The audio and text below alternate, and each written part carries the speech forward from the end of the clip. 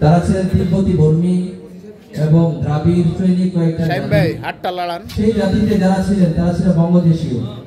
তাদের প্রতিরোধের কারণে আর্যরা এই বঙ্গ অঞ্চলে দখল করা বা এখানে প্রবেশ করা অনুপ্রবেশ করার সুযোগ পায়নি।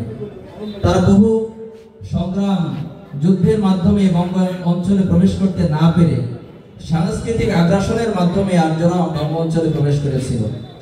এই আর্যরা ছিল তিনটা জাতিতে বিভক্ত বা তিনটা স্তরে তারা ছিল বিভক্ত। এটা হলো ব্রাহ্মণ্য, ক্ষত্রিয় এবং বৈশ্য। এই তিনটাই ছিল প্রাচীন হিন্দু জাতি। এর মধ্যে ব্রাহ্মণ্য ছিল তাদের নিজেদেরকে তারা মনে করত যে ঐশ্বরিক বা এই খোদার পক্ষ থেকে, প্রভুর পক্ষ থেকে তারা বিশেষ শ্রেষ্ঠ জাতি, যারা নেতৃত্ব দিবে এবং সমাজের মধ্যে শ্রেষ্ঠ জাতি, তাদেরকে পুজো করতে হবে, উপাসনা করতে হবে, এমন পর্যায়ে তারা নিজেদেরকে গণ্য করত। আর অন্য সকল জাতিকে তারা মনে করত শাসিত। এই ব্রাহ্মণরা সর্বপ্রথম এই অঞ্চলে যখন এই খ্রিস্টীয় ৪র্থ শতকের পর থেকে সাংস্কৃতিক আগ্রাসনের মাধ্যমে অনুপ্রবেশ শুরু করে, ওই সময়টাতে পাল বংশের শাসন ছিল, বৌদ্ধরা শাসন করেছে, তাদের মধ্যে শান্তির বাণী দিয়ে এই দেশের মানুষের উপর তারা প্রায় ৪০০ বছর শাসন করেছে। অষ্টম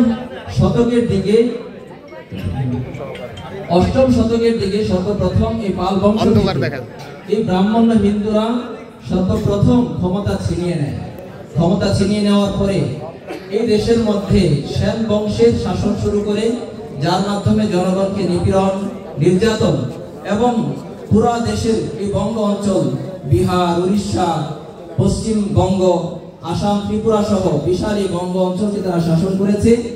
এবং তাদের সেন বংশের বা ব্রাহ্মণ্য আদর্শে এই দেশের জাতির উপর চাপিয়ে দিয়েছিল।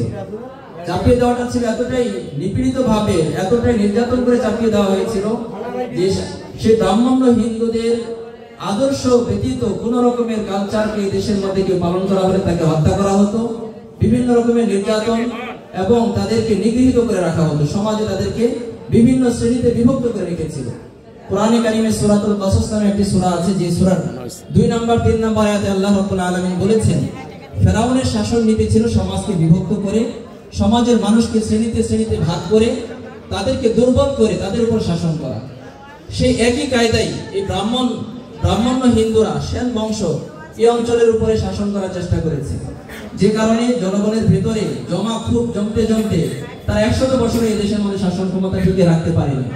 ঠিক সেই সময়টাতেই অষ্টম শতকের কিছু পরপরই এই বঙ্গ অঞ্চলে ইসলামের সুশীতল বাতাস